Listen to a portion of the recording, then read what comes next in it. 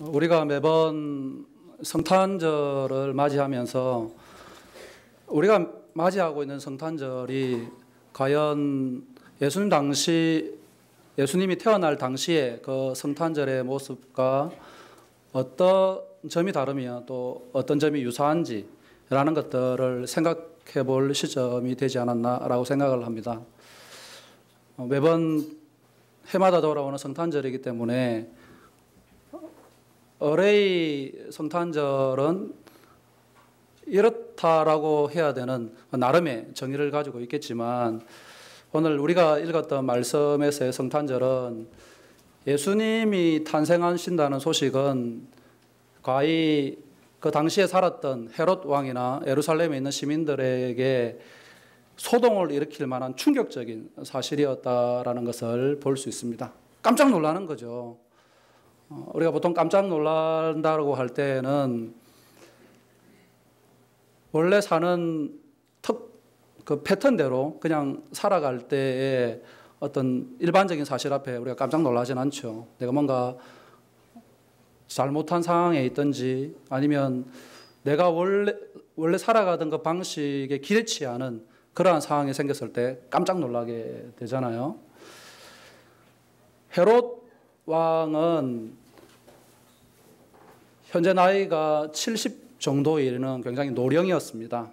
그런데다가 이 노년에 자기의 그 10명의 아내 중에 첫 번째 아내였던 도리스로부터 얻었던 그 아들 안티파터를 후계자로 세웠지만 자기가 죽기 전 4일 전에 가대망상적으로 그 아들을 죽여버리는 이런 왕이었습니다. 그런데다가 헤롯 왕은 자기의 정권을 유지하기 위해서 로마 당시에 지배를 하고 있던 그 로마에 충성을 하는 그 형태뿐만 아니라 자기 임의로 대제사장과 그 서기관 그 그룹들을 임의로 바꿀 정도로 그러한 종교를 아주 타락하게 만드는 그런 형태를 보이고 있었습니다.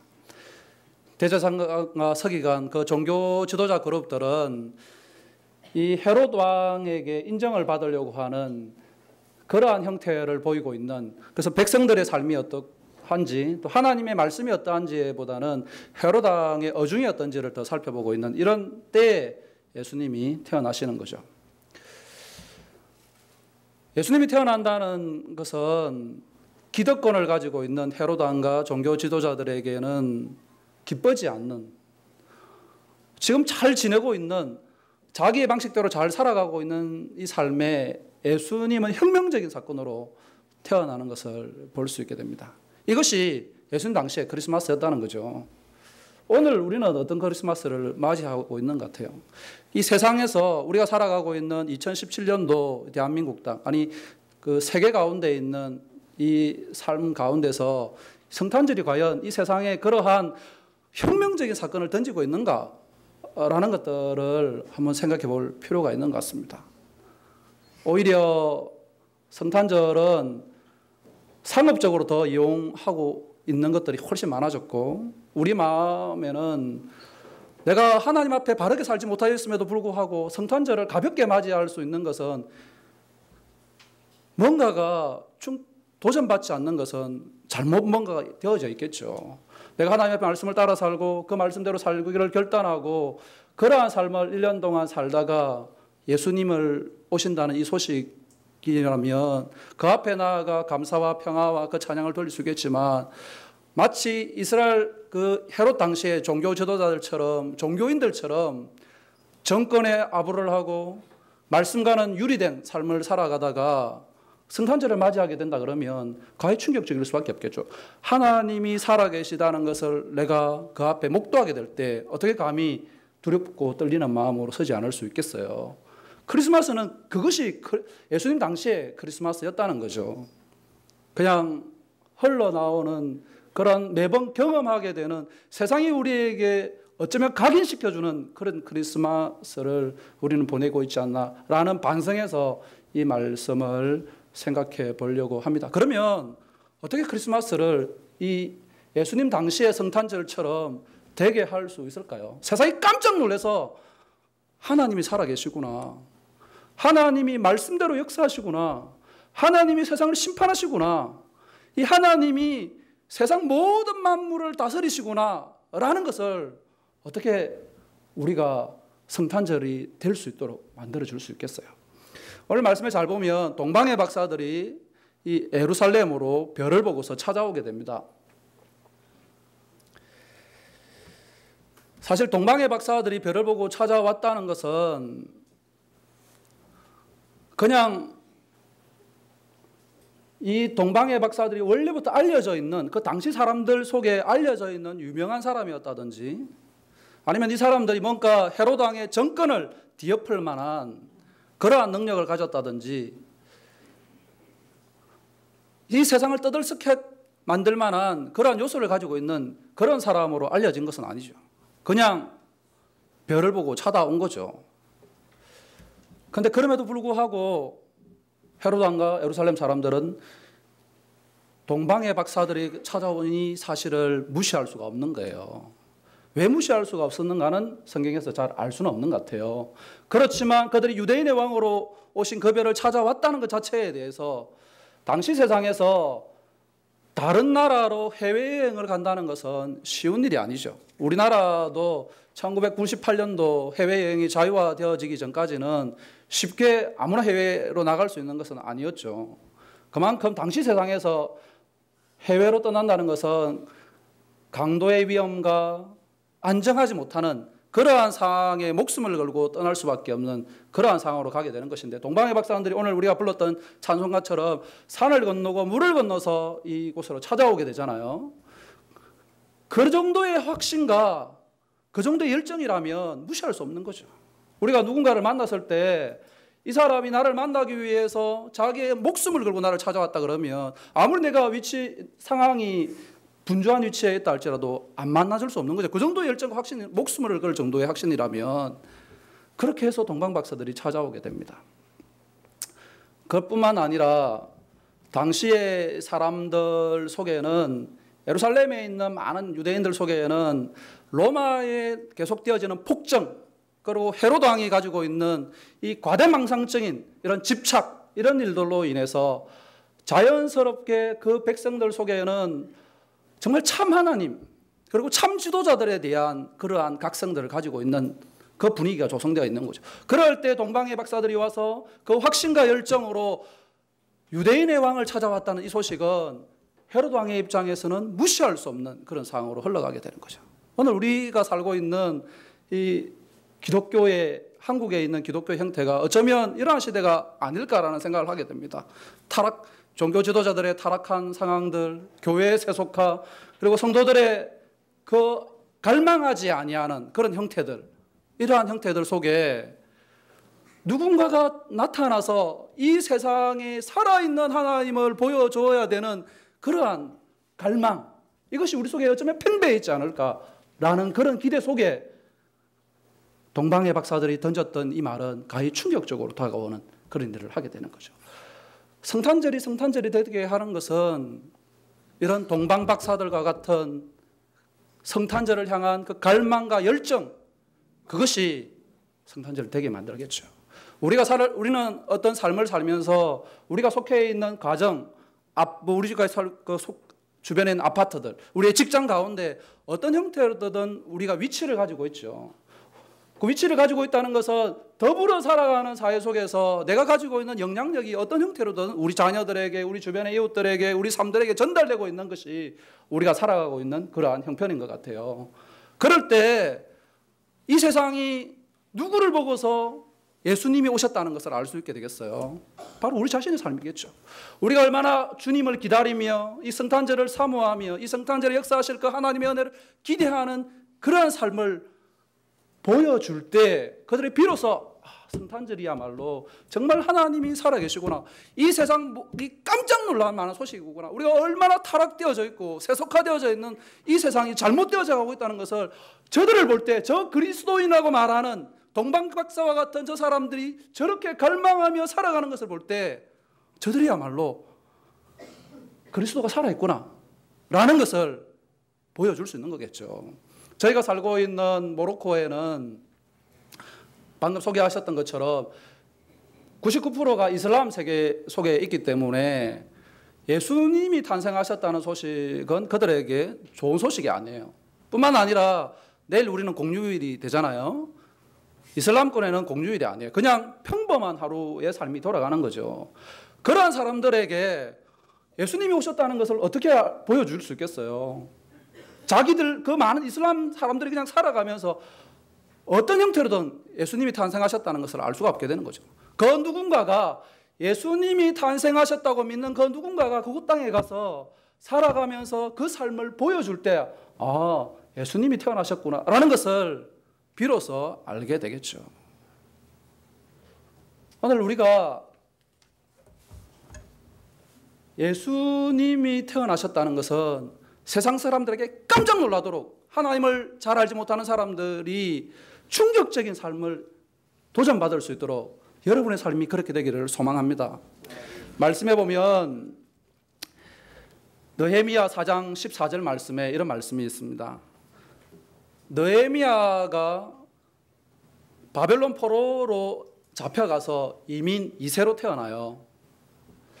보통 이민을 가서 2세로 태어나면 그 나라의 영향의 문화를 자연스럽게 받게 되잖아요.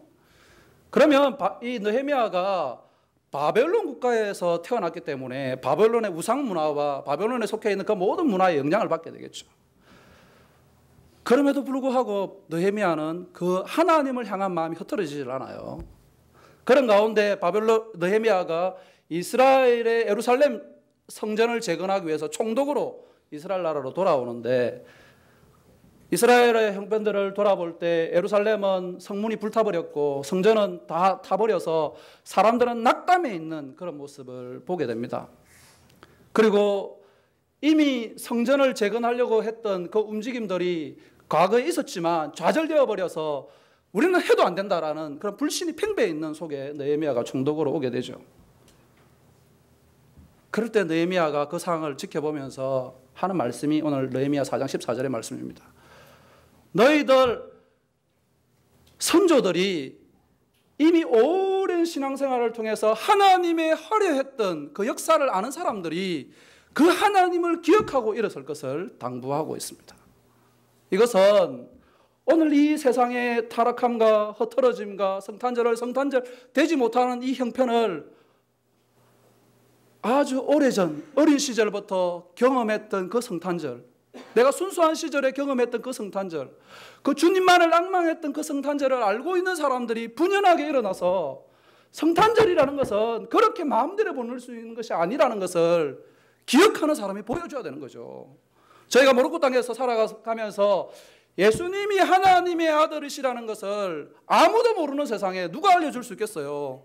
알고 있는 사람이 가서 알려줘야지만 알 수 있겠죠. 그래서 로마서 10장 14절에 보면 듣지 못하는데 어떻게 믿음이 생기며 전해주는 사람이 없는데 어떻게 들을 수 있겠느냐 이렇게 말씀을 해요. 여러분 성탄절을 기억하십니까? 어린 시절에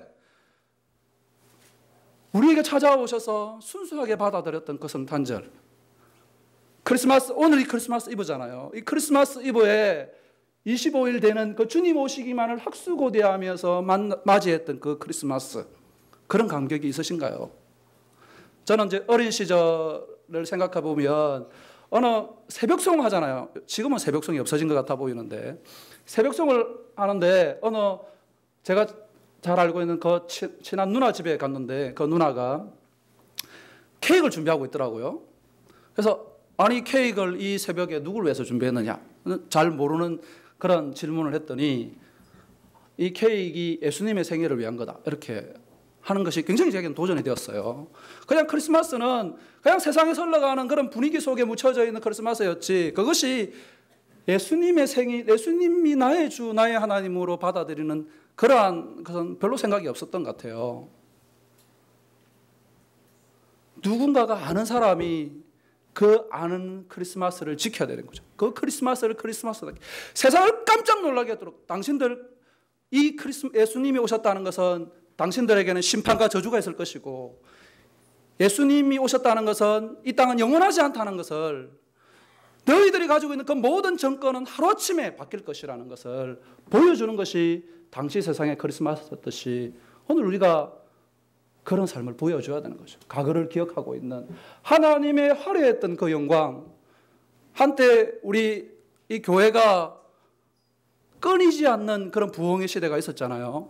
70년대, 80년대를 지나면서 교회 안에 가득했던 하나님의 백성들, 그리고 새벽마다 이 나라와 이 민족을 위해 기도했던 그 하나님의 사람들, 그리고 선교사로 헌신했던 수많은 사람들, 그런 세대가 오늘 이 사회를 지탱하고 있는 거죠. 그러면 그 세대가 이렇게 타락되어져 가는 세상에 어디에 있는 거죠? 어디에서 하나님의 교회의 그 과거에 화려했던 것을 볼 수 있겠어요? 화려했던 과거를 기억하는 그 불신자의 가정에서 믿음을 지키기 위해서 자신의 그 형편들을 들어와서 부르짖었던 그 사람들이 다시 와서 부르짖는 것이 필요한 거죠. 그럴 때 세상은 하나님이 살아계시구나. 교회라는 것이 생명력이 있구나. 하나님의 말씀이 선포되면 죽은 자가 살아나고 안 되는 것이 되어지며 불가능이 가능케 되어지는 것이 하나님의 살아계심의 역사라는 것을 보여주는 그 하나님의 백성들이 과거를 기억하고 일어나는 거죠.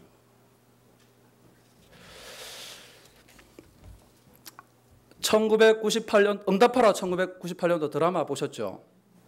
안 보셨어요? 저도 모로코에서 다운받아 봤는데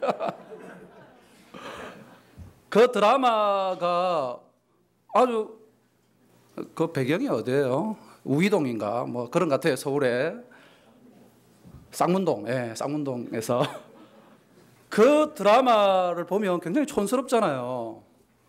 그 시대의 간판이며 그 시대의 문화며 이런 것들이 굉장히 그 지금에 비하면 너무도 촌스러운 그런 모습들이 재현되는데 왜 그 드라마에 우리가 열광하며 보겠어요? 그때의 그 가졌던 그 마음이 그래도 순수했다는 거죠. 지금은 각박하고 아파트 옆에 사는 그 누군가도 잘 알아보기 힘들 정도의 그런 환경에 우리가 살아가면서 그때의 모습들을 보면서 한때 우리도 그런 때가 있었지 않았느냐. 그때 순수했던 시절. 가진 것을 서로 나누고 모두가 다 어려워하는 그 시절에 그래도 나누어서 더불어 잘 살려고 하는 그런 순수한 때. 그런 것이 우리를 다시 불러일으키는 거죠. 하나님의 그 영광의 때, 우리가 죽으면 죽으리다 하고 각오했던 그러한 때, 하나님의 교회를 위해서 기꺼이 나의 재산과 나의 생명도 드리려고 했던 그때, 그때로 돌아갈 수만 있다면 세상이 깜짝 놀랄 거예요. 어떻게 하나님의 백성들이 이럴 수 있을까? 마치 헤로당과 이 예루살렘에 있는 그 종교 지도자들이 모든 기득권을 다 누리고 있다 할지라도 툭 던져진 예수 그리스도가 탄생하신다는 이 소식은 가히 충격적으로 찾아왔던 것처럼 하나님의 백성들이 일어나야 되는 거죠.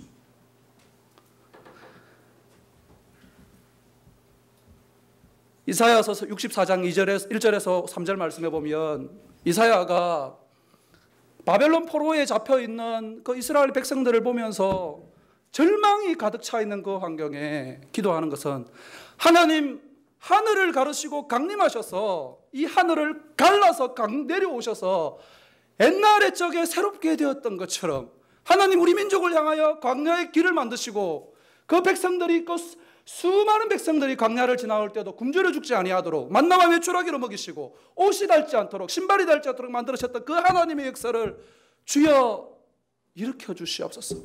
그 과거의 역사를 경험했던 이사야가 부르짖는 그 기도, 오늘 우리의 기도가 이 땅을 향해서 우리의 교회를 향해서 우리의 가정을 향해서 그래야 되는 거죠. 하나님이 살아계신 것을 믿으신가요? 그러면 하나님의 역사를 믿으세요. 하나님은 감추어져 같아 보이는 것 같아 보이지만 지금도 우리의 기도와 간구 가운데 이 땅을 변화시키는, 이 나라의 민족을 회복시키시는, 아니 전 세계 열방을 저희가 살고 있는 그 모로코 땅이라 할지라도 하나님이 강림하시면 언제 그 땅이 그런 땅이었는 것처럼 변하실, 그것이 하나님의 역사라는 거죠. 갈망할 수 있는 사람, 성탄절을 어린 시절 경험했던, 아니 성탄절을 자라오면서 성탄절의 성탄절됨을 경험했던 사람이 분연하게 일어나서 성탄절은 이런 거야, 너희들 성탄절은 이런 거야 라고 말하는 그러한 성탄절을 맞이하시기를 소망합니다.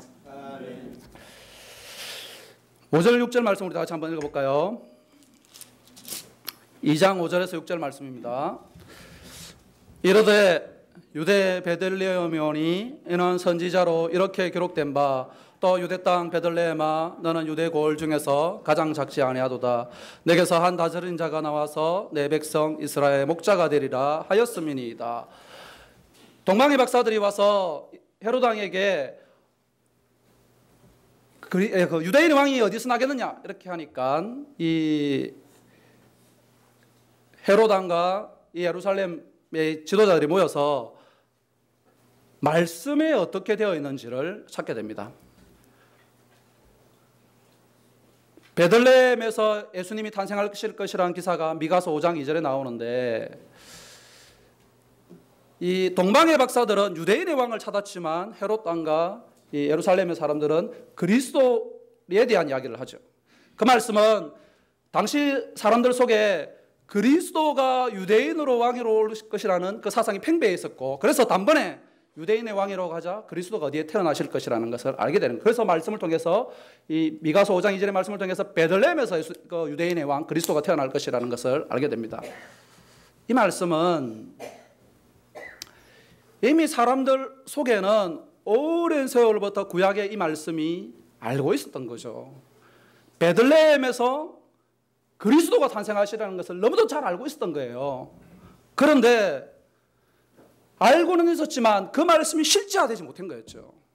그럴 때 동방의 박사들이 와서 유대인의 왕이 어디서 오시냐라고 하니까 비로소 그때야 이 말씀이 베들레헴에서 오실 것이라는 것을 확정해 주게 됩니다. 우리가 어떻게 성탄절 되게 할 수 있겠어요?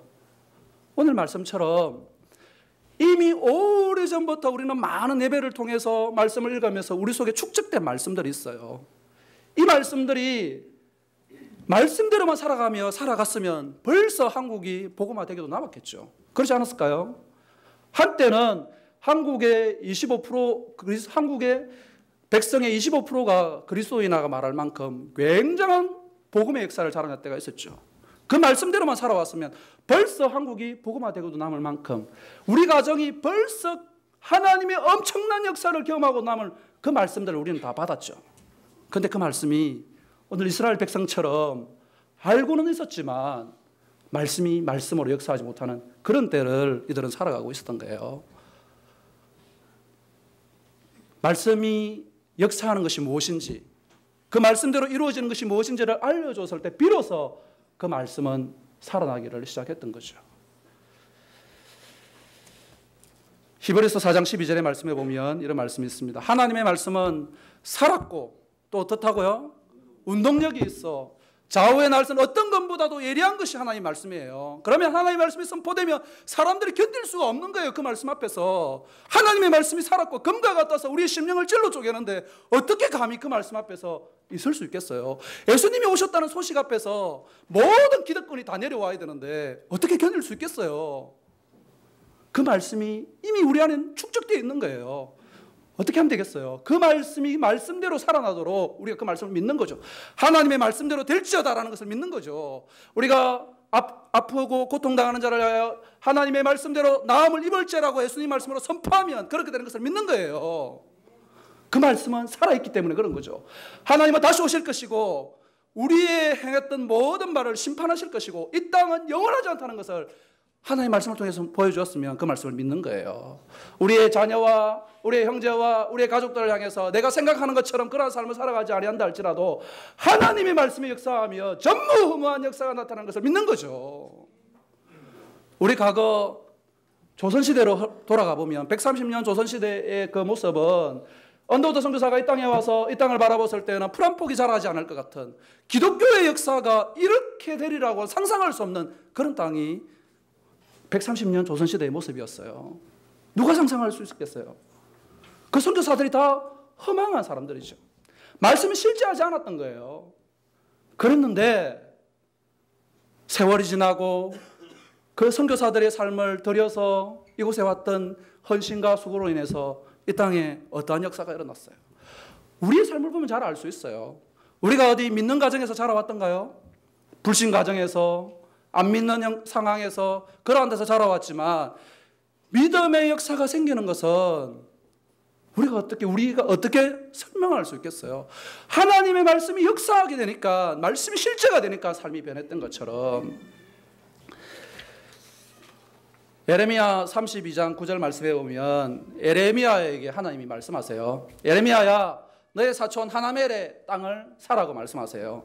그런데 그 사촌 하나멜의 땅은 지금 바벨론 군대가 쳐들어와서 그 땅을 차지하고 있어요. 그리고 이 남유다는 얼마 곧 바람 앞에 등전불처럼 곧 꺼져버려서 나라가 망할 것 같은 그런 위기 상황에 흘러가고 있어요.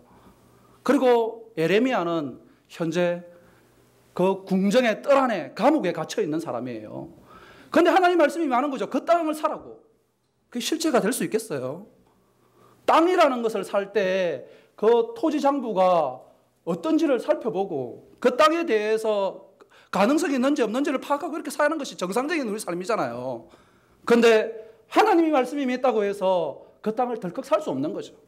그럼에도 예레미야는 그 땅을 사게 됩니다. 무엇에 근거했어요? 아무 조건이 아니라 말씀에 근거해서 사는 거죠. 나중에 그 말씀은 약속의 정표가 되어서 바벨론 군대가 다 물러가고 이스라엘 백성들이 회복되게 됩니다. 말씀의 실제는 그런 것이에요. 우리는 이미 충분하게 말씀을 받았고 이 세상을 감당치 못하는 하나님의 사람으로 나설 만큼 그 말씀이 우리 안에 내재되어 있는데 그 말씀을 활용하는 거죠. 우리가 믿는 세상 가운데 우리가 이 땅에 살아가면서 우리 자녀들을 향해서 우리 자신의 삶과 우리 남편과 우리의 직장과 우리 현관 가운데 특별히 우리 교회 가운데 하나님의 말씀이 역사하실 것이라는 것을, 내가 간구하고 소망하는 가운데 전무후무한 하나님의 역사가 나타날 것이라는 것에 대한 기대, 하나님이 약속하셨기 때문에. 누가복음 2장 25절에서 26절 말씀해 보면 시므온이라는 사람이 나오는데, 이 시므온이 젊은 시절에 메시아가 오실 것이라는 약속을 받아요. 그래서 성전에서 떠나지 않고 메시아가 올 것을 기대하고 있죠. 약속이라는 것은 일정한 시점을 우리가 기다릴 수는 있지만 그 내가 기다릴 수 있는 일정한 시점 한계를 벗어나면 신뢰하기 힘들잖아요. 1년이 지나고 20년이 지나고 30년이 지나고 40년이 지났음에도 불구하고 약속을 붙들고 있을 수 있는 것이 쉽지 않죠. 그럼에도 시므온은 오랜 세월 약속을 기다리며 메시아가 오실 것을 기다리는 가운데 메시아가 오시게 됩니다. 그 메시아를 보는 거죠. 우리가 말씀이 실제하는 것은 그것을 기다리는 거예요. 주님이 오시기로 약속하셨잖아요.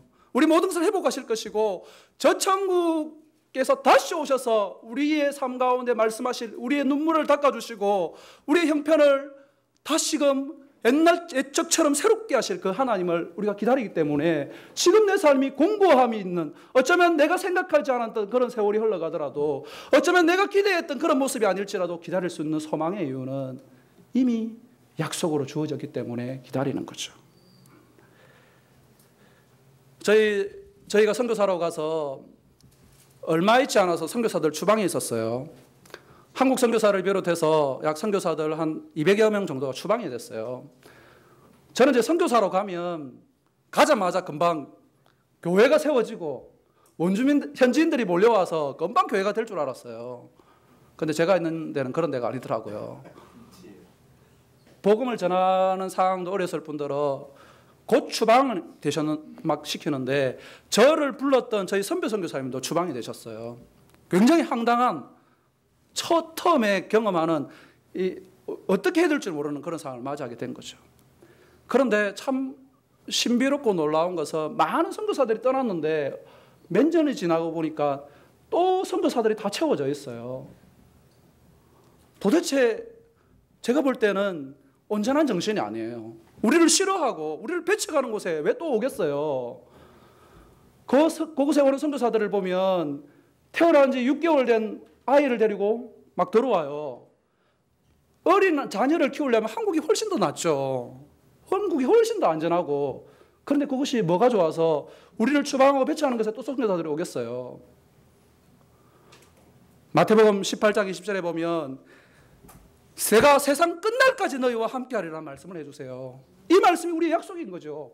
우리를 다 배척하고 추방하더라도 우리와 함께 하신다는 그 약속의 말씀을 붙들기 때문에 이 세상이 이해하지 못하는 그러한 삶의 구조라 할지라도 그 말씀이 우리를 붙들어서 그곳에 있게 하는 거죠. 오늘 우리가 왜 예배를 드리며 말씀을 붙들겠어요? 이해 안 될 때가 얼마나 많이 있어요, 삶에. 그러면서 그 말씀을 붙드는 것은 그 말씀이 우리를 이끌어서 역사하는 거죠. 그렇게 될 줄 믿습니다. 우리 삶에 하나님이 말씀하셔서 그 말씀이 언젠가는 강력한 하나님의 오른손으로 우리를 붙들어서 과연 내가 과거에 그런 때가 있었는가라고 말할 것 같은 그런 역사로 될 줄 믿습니다. 아멘. 10절 말씀 우리 한번 읽어볼까요? 10절 다 같이 읽겠습니다. 그들이 별을 보고 매우 크게 기뻐하더라. 우리 11시에 예배 시작했죠.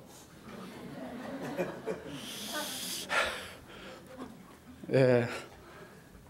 더 중요한 말씀을 해야 되는데 빨리 끝내도록 하겠습니다.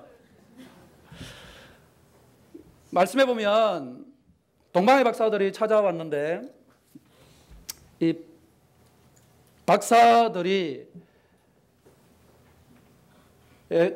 그 별이 어디로 가느냐라고 하는 것은 별을 잃어버렸죠. 초초하다가 별을 잃어버렸는데 어디서 언제부터 별을 잃어버렸는지는 잘 모르겠어요. 그런데 이 헤로드 왕과 종교 지도자들이 연구를 하니까 베들레헴에서 그 메시아가 태어나는 것을 알고 헤로드 왕이 도리어 베들레헴으로 가라고 알려줘요. 그래서 동방의 박사들이 가서 베들레헴에서 갔더니 아기 예수가 마구간에서 태어났고 그래서 황금과 유황과 몰약을 들면서 가장 크게 기뻐하는데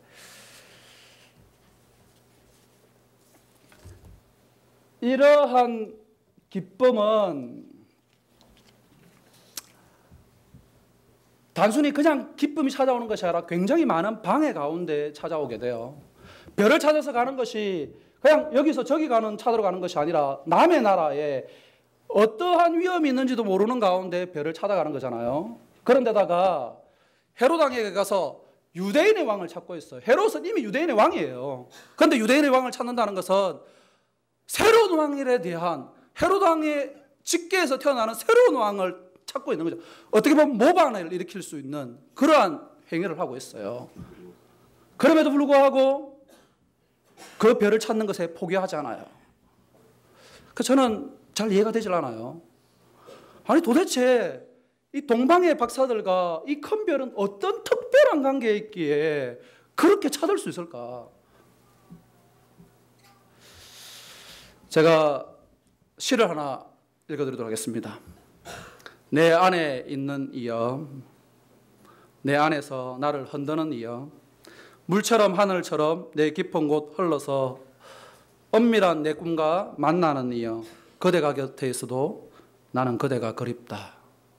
누구신 줄 아세요? 네, 뉴시아신데 감동스럽죠?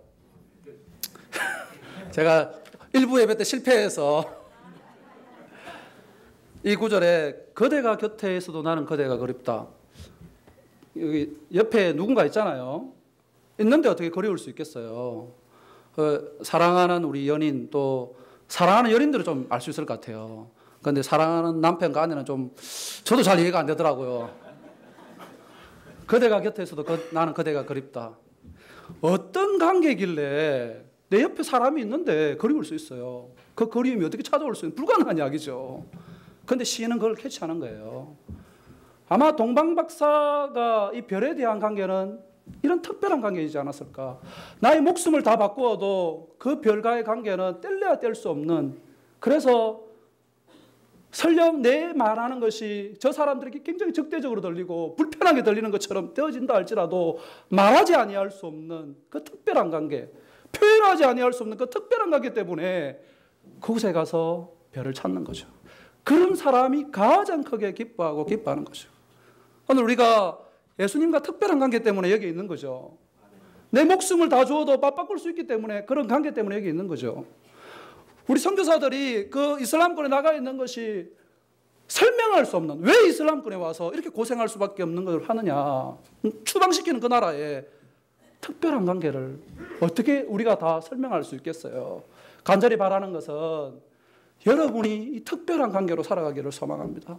특별한 관계로 살아오셨다면 더 특별한 관계를 만드셔서 주님 오시는 그날에 더 그 특별한 관계가 점점 더 증폭되어져서 마지막 그 순간에 나의 전부를 진액을 다 드리는 그런 삶. 올해보다 내년이 더 크리스마스가 더 뜨거운 열정이 생기고 그 내년보다 그 다음 해가 더 열망이 넘치는 크리스마스가 되어져서 주님 오시는 그날에 최고의 순간이 되어서 오늘 이 동방박사처럼 가장 크게 기뻐하고 기뻐하는 크리스마스, 그런 전무후무한 생애에 막히지 않은 그 크리스마스, 그런 크리스마스를 보내게 된다면 세상이 깜짝 놀라서 하나님의 살아계심을 인정하는 그런 날이 오게 될 줄, 그러한 소동이 일어나는 그런 삶을 여러분이 살아가시기를 간절한 마음으로 소망합니다. 아멘. 우리 다시 한번 기도할까요? 하나님,